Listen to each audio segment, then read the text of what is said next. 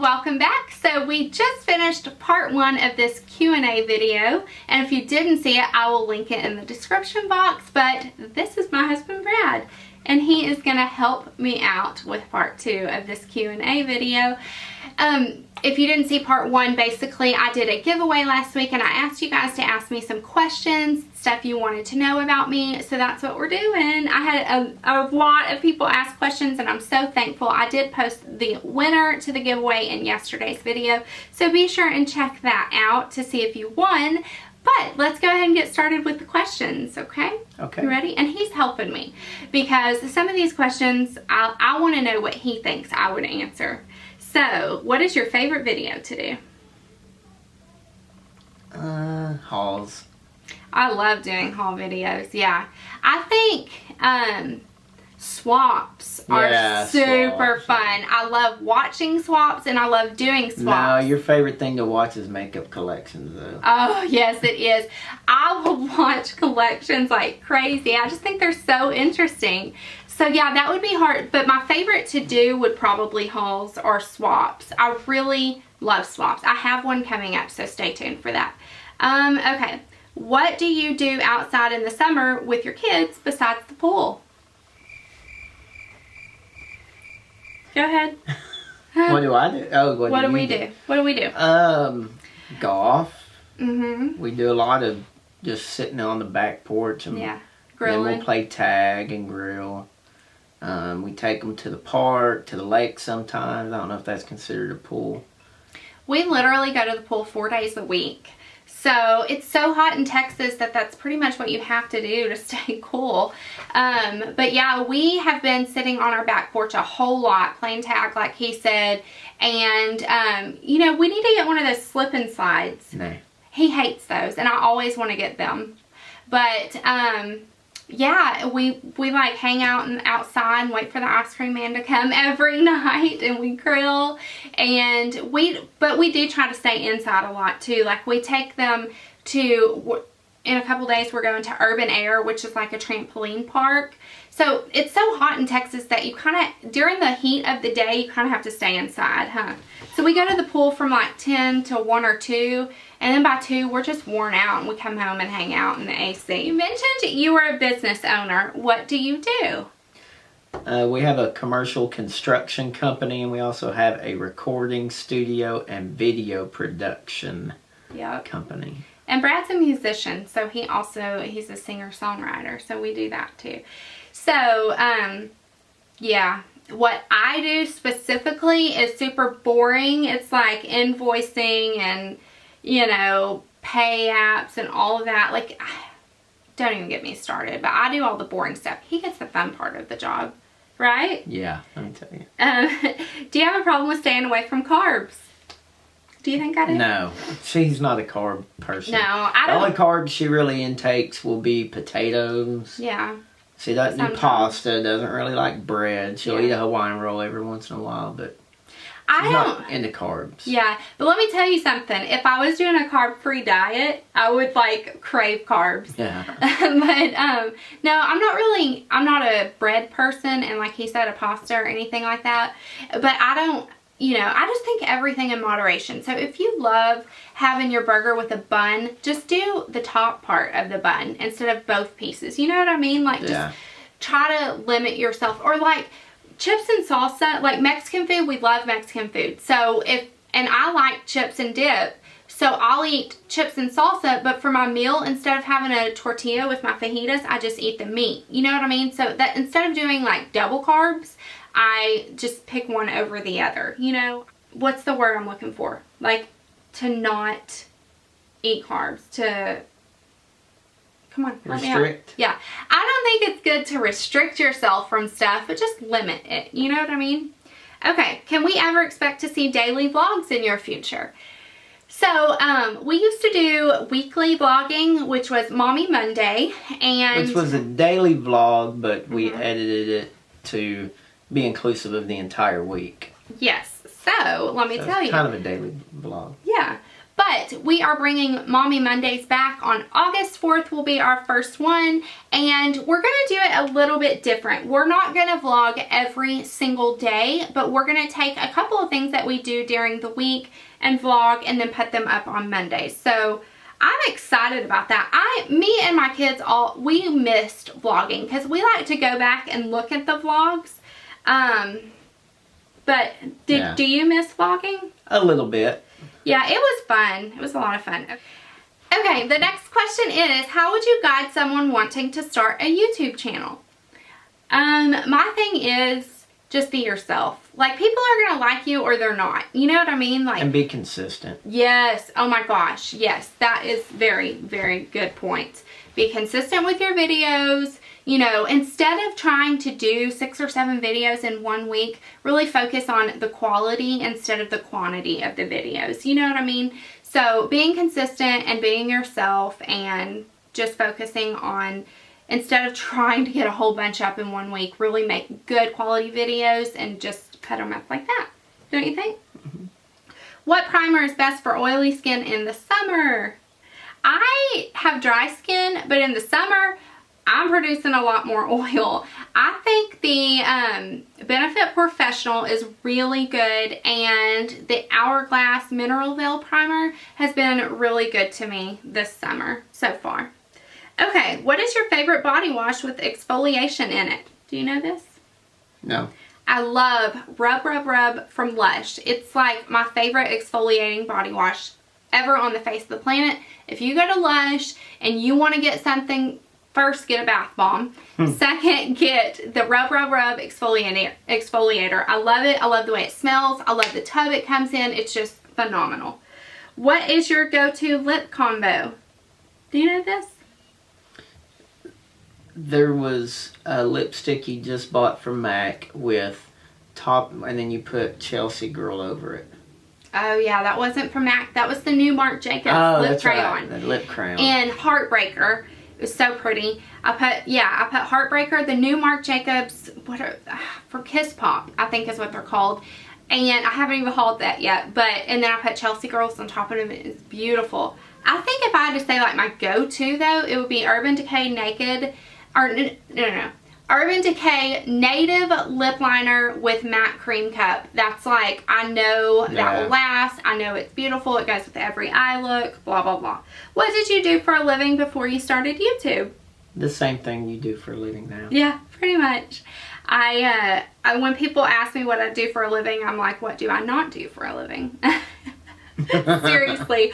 I'm a stay-at-home mom. I'm a housewife. I'm a homeschooling mom of 3. I own and operate a business, and I do YouTube. So that's been my life for a while. What is the best piece of advice you can give to young moms? What's the best advice you would give?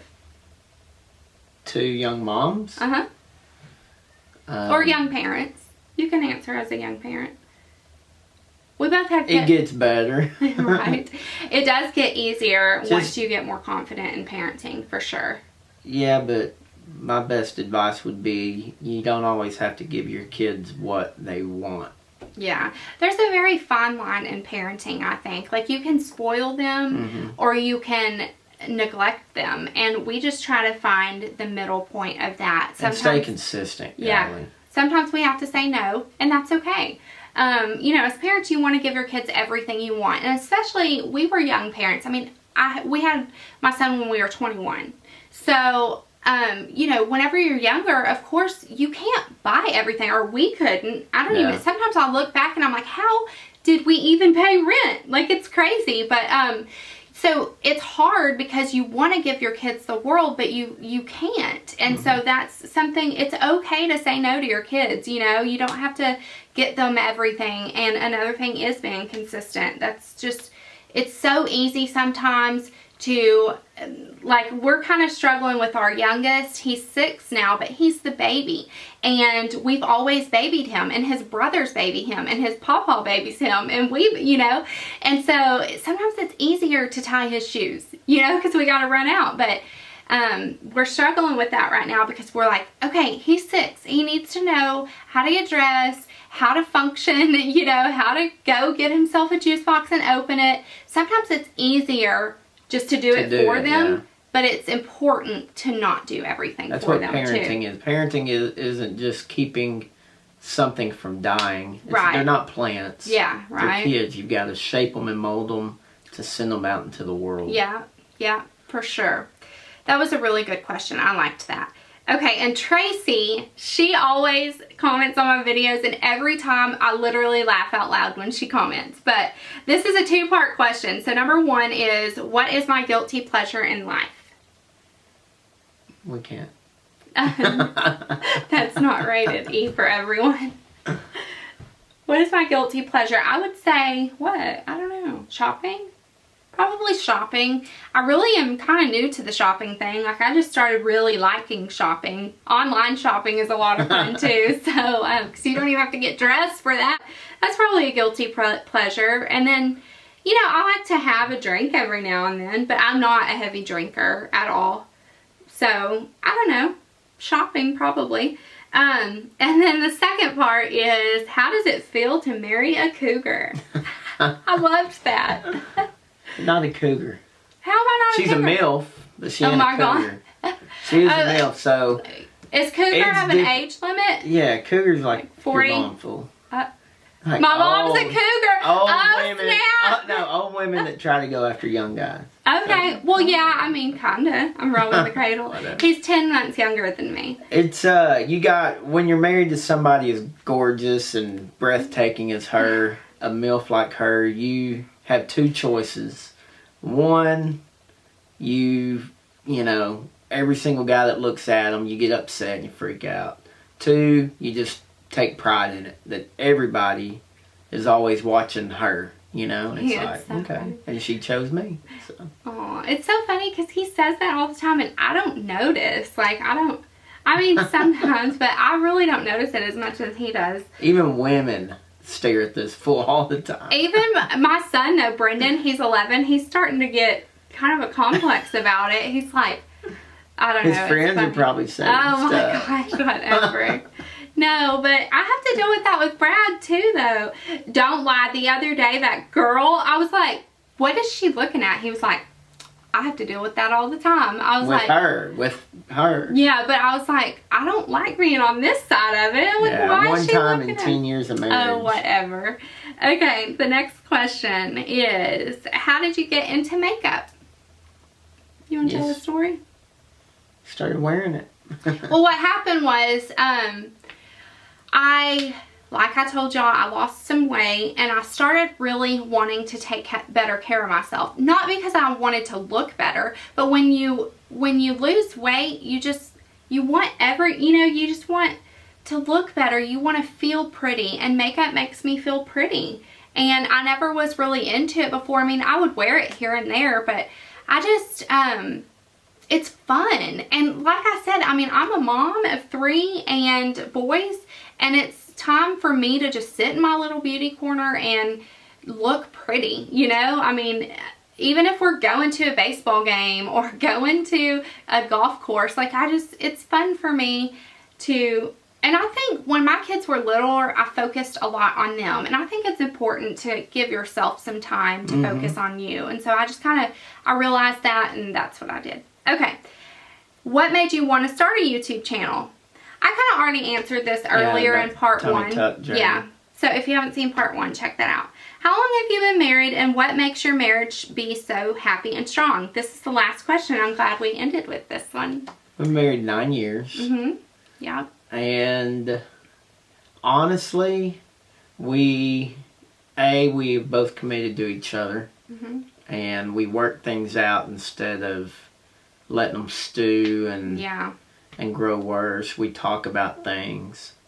We both like to see resolutions. Right, yeah. So, I think another thing too is like, we've been through the fire. I know, like we've been through some stuff. That was what I was about to say, that sometimes some bad things that you bring into your marriage, once you can get through them without throwing in the towel, then they actually strengthen you. You know, it's like a bone. When you break it and it grows back together, it's stronger than before. Yeah, it really is. And so I always encourage people, like in my personal life, if they're going through some kind of trial, with their marriage, it's so important to stick it out. If you're both committed to sticking it out and making it work, you really will be stronger. And in the moment, it's like they say, what doesn't kill you makes you stronger or whatever. And in the moment, you're like, screw that, I don't know. But it really does. And I can look back on, you know, some really rough times in our marriage and know that it happened for a reason. And that's why we are where we are today, is because we have walked through the fire together. So yeah, that's definitely something that I think, don't you? Oh, you're so handsome. Communication, though, is so important, even when it's hard. Sometimes it's hard to say.